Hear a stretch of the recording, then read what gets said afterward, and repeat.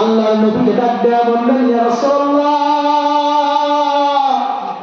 মদিনার মক্কার জমিনে আল্লাহ পাকের অমুক এক বান্দা তিনি কি করতেছে, তিনার সাথে যেই নতুন মহিলাটি ইসলাম গ্রহণ করেছে ওই মহিলার সাথে বিবাহ করার কথা ছিল।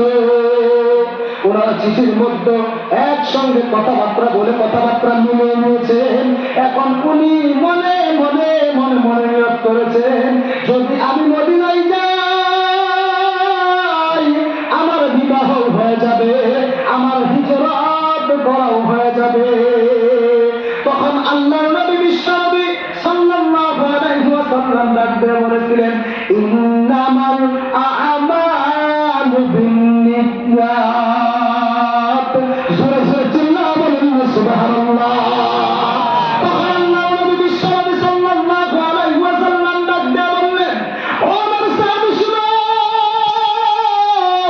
দুনিয়ার জমিনে তুমি যেটা নিয়ত করবে, যেটা তুমি নিয়ত করবে, তোমার ওই নিয়তের উপরে নির্ভর করে আল্লাহ তাআলা তোমাকে প্রতিদান দেবে।